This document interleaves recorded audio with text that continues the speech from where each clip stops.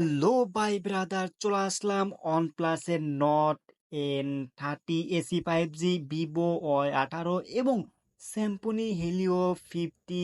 এই তিনটি ফোন বাজেটের মধ্যে কেমন হবে এবং কোনটি নেওয়া আপনার জন্য বেটার, এই বিষয় নিয়ে কিন্তু আজকের ভিডিওতে আলোচনা করব। তো চোখ রাখুন আজকের ভিডিওতে, কোন ফোনটি বেস্ট হবে এজ এ বাজেটের মধ্যে। যদি ফার্স্ট টাইম আমি OnePlus-এর কথা বলি তাহলে কিন্তু এটার অফিসিয়াল প্রাইস কিনা 15,999 টাকা, অর্থাৎ 16,000 টাকায় পাচ্ছেন 4128। আর অপর পাশে কিন্তু রয়েছে হেলিও 50, এটা কিন্তু 14,699 টাকা, 6128। এবং অপর পাশে রয়েছে কিন্তু ভিভো Y18, যার মার্কেট প্রাইস 15,999 টাকা, যেখানে রয়েছে 6 জিবি র্যাম এবং 128 জিবি স্টোরেজ। ফার্স্ট টাইম আমি স্যামসুংয়ের কথা যদি বলি তাহলে কিন্তু ডিজাইনের দিক থেকে তিনটা ফোনে কিন্তু খুবই সুন্দর ডিজাইন। আর ডিজাইনটা মূলত কাস্টমারের উপর নির্ভর করে, কারণ এক একজনের ডিজাইন কিন্তু এক এক রকম পছন্দ হয়। এইখানে যদি আমি র্যাম রোমের কথা বলি তাহলে অবশ্যই এখানে এগিয়ে থাকবে স্যামসুং হেলিও 50। এটা কিন্তু এগিয়ে থাকবে, কারণ এখানে রয়েছে 8 জিবি র্যাম এবং 128 জিবি স্টোরেজ। আর তারপরে কিন্তু রয়েছে ভিভো Y18, এইখানে কিন্তু আপনি পেয়ে যাবেন 6 জিবি র্যাম এবং 128 জিবি, অর্থাৎ 6 128। আর যদি OnePlus-এর কথা বলি তাহলে কিন্তু এখানে পাবেন 4 128। তবে ভিভো এবং স্যামসুং দুটাই কিন্তু 4G ফোন, তবে বাজেটের মধ্যে কিনা OnePlus আপনাকে 5G দিচ্ছে। এটা কিন্তু আসলে 16,000 টাকা আপনি 5G ফোন পাচ্ছেন। আর অপর পাশে যদি তিনটার ফিঙ্গারপ্রিন্ট সেন্সরের কথা বলি তাহলে কিন্তু তিনটাতে রয়েছে সাইড মাউন্ট ফিঙ্গারপ্রিন্ট, যা যথেষ্ট পরিমাণ ফাস্ট বা অ্যাকুরেটে কাজ করে।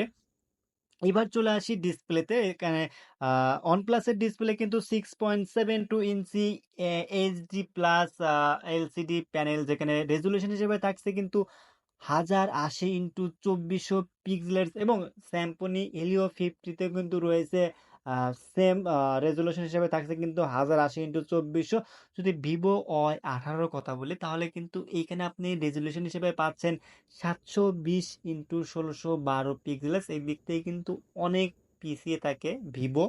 আর দুটাতেই কিন্তু স্যামসুং এবং OnePlus-এ কিন্তু রয়েছে পাঞ্চুয়াল ক্যামেরা, দুটাতেই কিন্তু আসলে পাঞ্চুয়াল ক্যামেরা পাবেন। এখানে কিন্তু ভিভোতে আপনি নস ক্যামেরা, যেটা আসলে মেনে নেওয়ার মতো না। যদি এইটার ক্যামেরা সেকশনের কথা বলি তাহলে কিন্তু OnePlus-এ রয়েছে 8 মেগাপিক্সেল, ভিভোতে রয়েছে 8 মেগাপিক্সেল এবং স্যামসুংতে কিন্তু রয়েছে 32 মেগাপিক্সেল সেলফি ক্যামেরা। আর যদি মেন শুটার ক্যামেরার কথা বলি তাহলে কিন্তু OnePlus এবং ভিভো এই দুটো কিন্তু মেন শুটার হিসেবে পাচ্ছেন 50 মেগাপিক্সেল এবং স্যামসুং হেলিও 50 কিন্তু রয়েছে 108 মেগাপিক্সেল।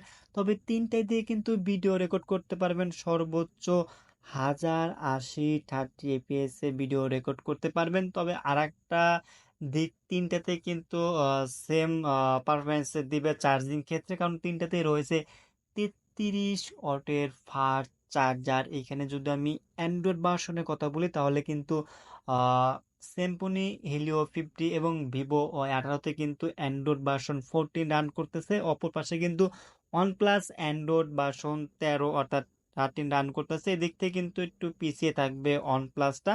আর আমি যদি চিপসেটের কথা বলি তাহলে কিন্তু OnePlus-এ রয়েছে 5G চিপসেট, যেখানে ডায়মন্ডসিটি 6020, অর্থাৎ 7 ন্যানোমিটারে কিন্তু তৈরি একটি চিপসেট, যেটা দিয়ে আপনি ভারী গেমস বলেন এবং অনলাইনে কাজ বলেন অনায়াসে কিন্তু এই ফোনটিতে আপনি করতে পারবেন, কারণ এখানে কিন্তু ডায়মন্ডসিটি 6020 অর্থাৎ 7 ন্যানোমিটারের চিপসেট ইউজ করা হয়েছে। যদি আমি ভিভোর কথা বলি তাহলে কিন্তু এখানে পাবেন মিডিয়াটেকের হেলিও G85, যা আসলে অক্টোকরের 2.0 গিগাহার্টজের একটি প্রসেসর। তবে এটাতেও কিন্তু মোটামুটি আপনি গেমিং এর কথা বলেন ভালো একটা রেজাল্ট পাবেন। অপর পাশে কিন্তু স্যামসুং হেলিও 50, এখানে কিন্তু মিডিয়াটেকের G88, অর্থাৎ এখানে কিন্তু আসলে অক্টাকোর 2.2 গিগাহার্টজের একটি চিপসেট ইউজ করেছে। তবে বাজেটের মধ্যে বেস্ট ডিভাইস কিন্তু OnePlus এবং সেকেন্ডে রয়েছে কিন্তু স্যামসুং